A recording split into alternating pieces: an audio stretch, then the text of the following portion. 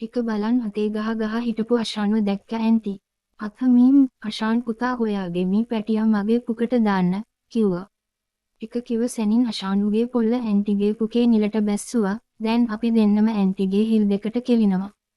Aunty මහා හයෙන් අතල් එකට කෑ ගහනවා. බොහොම විනාඩියක් විතර ගහනකොට ඇන්ටිගේ හුත්තෙන් එන ජුස් මගේ පක දිගේ බේරෙනවා දැනෙනවා. ඒත් එක්කම ඇන්ටි පැටියෝ මට යන්න එනවා කිව්වා. කිවි සොනින් ඇන්ටිගේ හුත්තෙන් තවත් ජූස් එළියට ආවා.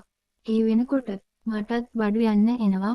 මම ඉක්මනටම ඇන්ටිගේ හුත්තෙන් පොල්ල එළියට අරන් ඇන්ටිගේ හුත්ත වටේට බඩු දැම්මා. අෂානයා අත්ගාලා ඇන්ටිගේ පුකේ හිල ඇතුළෙම උගේ බඩු ටික යවුවා. මේ සිද්ධිය ඉවර වෙනකොට 7.3 විතර ඇති. ඇන්ටි අපි දෙන්නටත් තොලක් දාලා වැටව් දෙන්න ලබන සතියේදී ක්ලාස් කරමු කියලා බාත්රූම් එක පැත්තට හෙළුවෙන් පුකවන වනා ගියා. අෂානයාත් මාත් දෙන්නගේ මුණවත් බලන්නේ නැතුව පොත් ටිකත් අරගෙන ඇන්ටිගේ ගෙදරින් එළියට පැනලා ගෙවල් වලට දිව්වා.